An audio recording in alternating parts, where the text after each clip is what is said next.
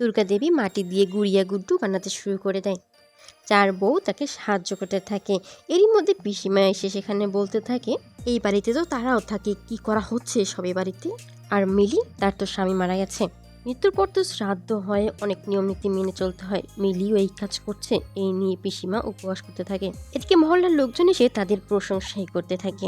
মহল্লারই ছোট্ট এক শিশু মুনমুন, তার দুর্গা দেবীর বানানো প্রথম পুতুলটি পছন্দ হয়। তারা টাকা দিতে চাইলেও দুর্গা দেবী এটা টাকা না নিয়েই মুনমুনকে গিফট করে। এদিকে মহল্লার ইয়া কাকিমা মিলিকে প্রশ্ন করে সে কি এখানেই থাকবে নাকি চলে যাবে। শকুন্তলা তখন উত্তর দেয়, না, সে চলেই যাবে, এরপরে সব নিয়ম পালন হলেই সে চলে যাবে। এদিকে বাড়ির বউরা এবার মাটির পুতুল নিয়ে বাজারে যাবে বিক্রি করতে। এই নিয়ে পিসিমা অনেক কথা বলতে থাকে, কিন্তু অহনা এবং দুর্গা দেবী প্রতিবাদ জানায়। অনারা 50 ঝুড়ি মাটির পুতুল বানিয়ে খোকনের পরিচিত মোটামুটি নাম করা একজন দোকানদার পালবাবু তার কাছে সেল করার জন্য নিয়ে যায়। গাড়িতে তারা গল্প করতে করতে যেতে থাকে। শকুন্তলা তার কথা বলতে থাকে। এদিকে অহনা খোকনকে মেয়েদের স্বাবলম্বী হওয়ার বিষয়ে কথা বলতে থাকে। কেন মেয়েরা কিছু করতে পারবে না? মেয়েরা চাইলেও অনেক কিছুই করতে পারে। এর পরের সিনে দেখা যায় তারা পালবাবুর সেই দোকানে পৌঁছে গেছে। খোকন সেই সেলসম্যানকে বলতে থাকে, সে তো এই দোকানে আগেও এসেছে, তাকে ভুলে গেল নাকি। এরপর তাদের সেই মাটির তৈরি গুড়িয়া গুড্ডুর বর্ণনা দিতে থাকে। কিন্তু সেই পালবাবু প্রথমে ভরসা করে কিনতে পারছিল না। বাড়িতে তৈরি করা মূর্তি, তাও নাকি মেয়েরা বানিয়েছে, আরও প্রথমবার, তার তো লোকসান হয়ে যাওয়ার সম্ভাবনা রয়েছে। কিন্তু অহনা গুড়িয়া গুড্ডু সম্পর্কে ভালোভাবে বোঝাতে থাকে তাদেরকে। এগুলি হবে তার দোকানের এক্সক্লুসিভ কালেকশন। এই পুতুলগুলো তাদের ঐতিহ্য, যা কিনা আশেপাশের কোনো দোকানেই পাওয়া যাবে না। কেউ যদি কিনতে চায় তাহলে তো কৃষ্ণনগর যেতে হবে, কিন্তু এই দোকানে যদি সেল হয় তাহলে এই দোকানের আলাদা একটি নাম হবে। পালবাবুকে পুতুলগুলো দেখানোর পরে সে দেখে ভীষণ খুশি হয় এবং প্রথমে 20 ঝুড়ি রাখতে চাইলেও অহনা তাকে বোঝানোর পরে সে 30 ঝুড়ি রাখতে রাজি হয়। এদিকে বাকি 3 বউ মিলে বলতে থাকে, প্রথমে তো নিতে রাজিই হচ্ছিল না, যেই অহনা কথা বললো অমনি নিতে রাজি হয়ে গেল। অহনা যেখানে আছে সেখানে আর ভয় কিসের।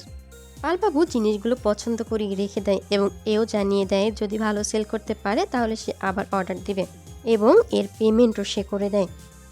অনারা ভীষণ খুশি। প্রথম দিনই 50 ঝুড়ির 30 ঝুড়ি তারা একটি দোকানে দিতে পেরেছে এবং তারা আশাবাদী এরপরে আবারও তারা অর্ডার পাবে। বাড়িতে ফিরে প্রথমেই দুর্গা দেবীকে তারা কিছু জানায় না। এদিকে দুর্গা দেবী তো চিন্তা করতে থাকে, তাদের এত মেহনত কষ্ট সব বৃথা যাবে না তো। এদিকে পিসিমা কাকিজি তারা আড়ালে দাঁড়িয়ে কথা শোনার চেষ্টা করে। এরপর দুর্গা দেবীকে জানানো হয় হ্যাঁ, তারা সেল করতে পেরেছে। 200 টাকা জোড়া চাওয়া হলেও 160 টাকা দিতে রাজি হয়েছে এবং সেই পরিমাণই তারা দিয়ে এসেছে। এরপর তাদেরকে আরও ভালো করে আরও ভালো ভালো কাজ করতে হবে।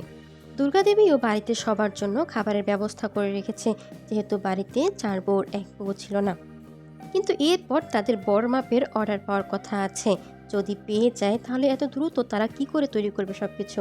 কিন্তু অহনা তাদেরকে ভরসা জোগায়, না, তারা পারবে, তারা যদি একসাথে মিলে কাজ করে সবটা সম্ভব হবে। এরপর দেখা যায় কাকিজি এবং পিসিমা এসে তাদেরকে আবারও কথা শোনাতে থাকে।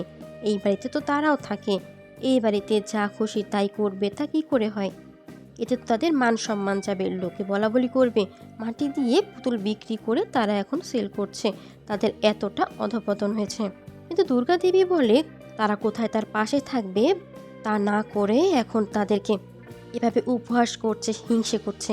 আর নানা রকম কথা শোনানোর কারণে অহনা এবার পিসিমাকে বলে তার তো কোনো রকম কোনো চিন্তাই নেই, পল্টু দাদা ভালো রোজগার করে, টাকা পয়সা নিয়ে কোনো চিন্তা নেই। তারপর আবার তার হাজবেন্ডের মৃত্যুর পর এখানেই পড়ে আছে, তাহলে সে মিলিকে কি করে কথা শোনাতে পারে? তার তো অনেক সময়, তার দুর্গা মায়ের অত সময় নেই, তার অনেক কাজ রয়েছে, তার এই কথাগুলো শোনার মতো সময় তাদের কাছে নেই। তার মতো সময় যদি তাদের দুর্গা মায়ের হাতে থাকতো তাহলে কবে সে দিতে চলে যেত, ধ্যান জ্ঞানী সব করতো। ভিডিওগুলো পেতে চ্যানেলটি সাবস্ক্রাইব করে রাখুন, লাইক কমেন্ট করতে ভুলবেন না। ধন্যবাদ।